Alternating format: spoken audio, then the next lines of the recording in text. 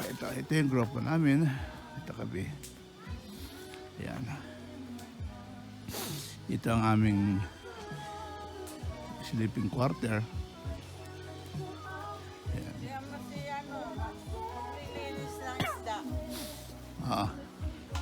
Ito yung aming portable CR. Huwag natin silipin. Ito yung aming, yan, ito ang aming quarter. Ito naman ang aming kusina. Yan, dito kami nagluluto.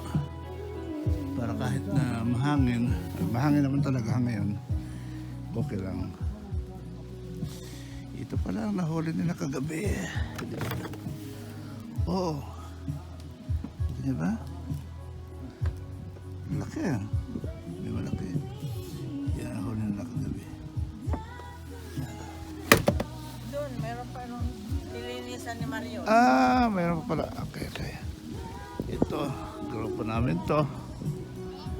Yan, dito ang quarter nila. Yan, meron kami dito bonfire kagabi at saka hanggang ngayon. Saan si Marian? Ay, okay. Okay. Tignan nga natin si Marian. Linisan niya lang yung ibang salmon. Kasi para makapag-ihaw naman siguro. Kasi, yan. Dami rito ang nakapark. Ang ginaw. Grabe ang ginaw dito. Atin. Kaya ng isda. Kaya nabawasan pala isdang pinakita ko sa inyo kanina. At dinala pala dito yung iba. May anong ginagawa dyan? Anong ginagawa nyo? Nalinis ka isda? Patingin nga nilinis mo. Binibidyo ko. Tingnan. What's that? Tingnan. Tingnan, nilinis mo isda. Tingnan. Ay, ano yan? Mayroon siyang, may itlog na ba yan? Wala. Baka lalaki yan.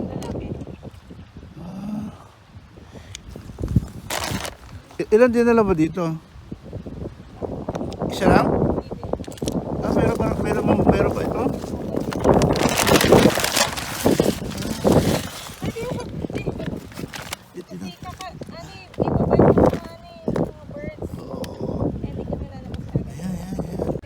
Alam niyo ba kung bakit napakaraming seagull dito sa malapit?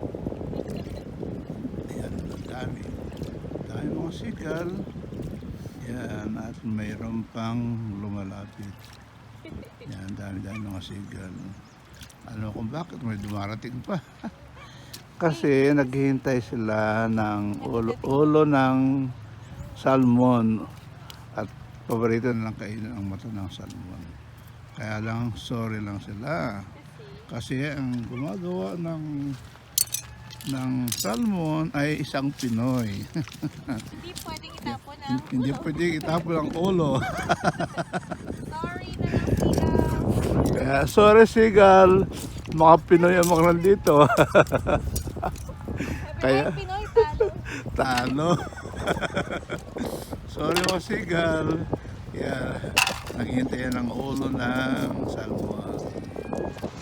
Okay.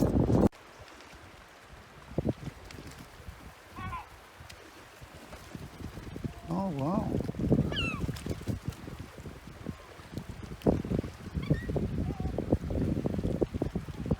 Wala na, yan na sila, dami nila eh. Yan. Wow, napakagandang scenery nito. Galing. One of a kind. Can you see?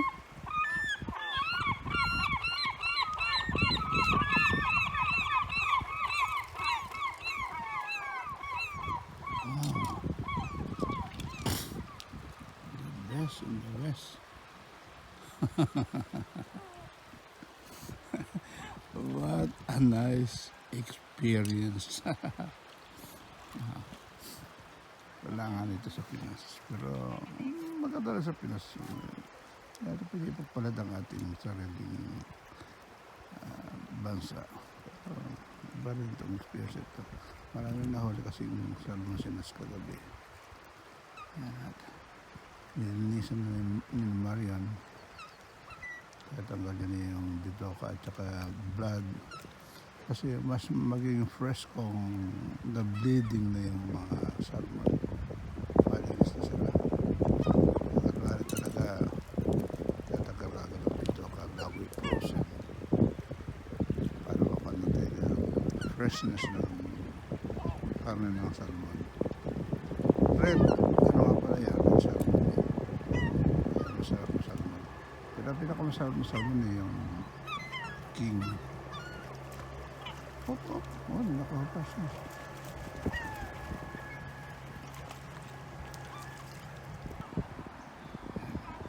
Nandiyan na itong mga seagull yatang ito. At mukhang nakilala niyang Pinoy yung gumagawa ng salmon. Ayan, pero babalik sila. Ayan. They're coming back.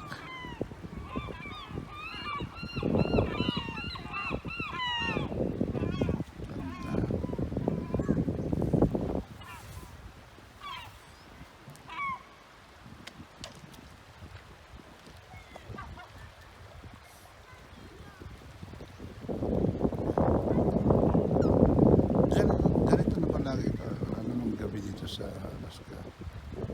Kahit na ating gabi, magpanak pa rin ang ganito.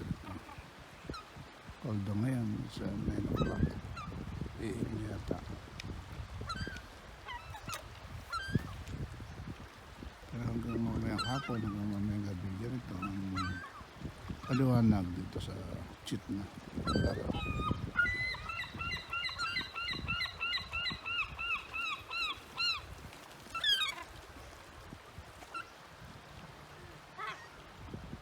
Ano itong mga siko ito, naghihintay ng bitoka ng isda.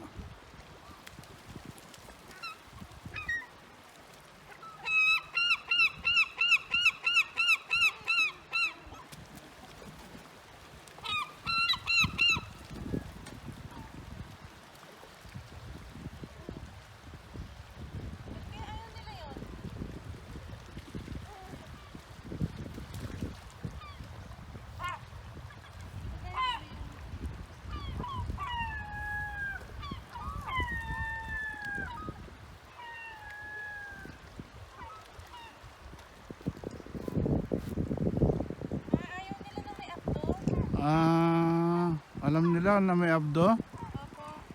Okay. May abdo yung atay. Naamoy nila kaagad, no? Nabutas yung abdo eh. Hindi nila kinakain ng part na yun. Kaya yung isa nakuha niya tapos tinapon niya ulit, diba? Oo. Ganon.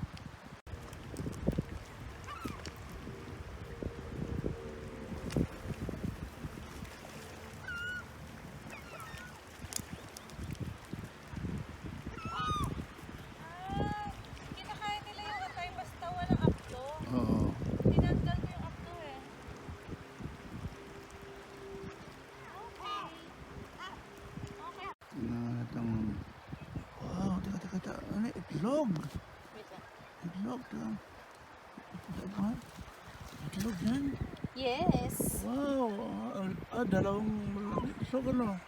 Itlog. Look. Tingnan mo ang meat ng ano to. Red meat itong salmon ito. Sarap niyan. Oh, Mahal niya sa SM. May egg pa. Daddy, tapon ko na lang ba tong egg? Wag. Ihalan natin sa sinigang. Okay. Sarap niyan. Diyos ko. Okay.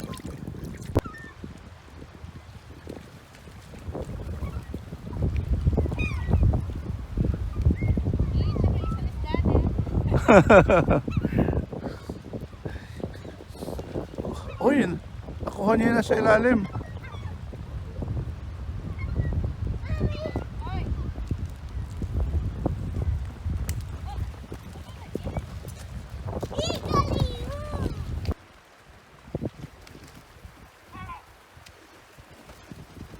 Oh, wow.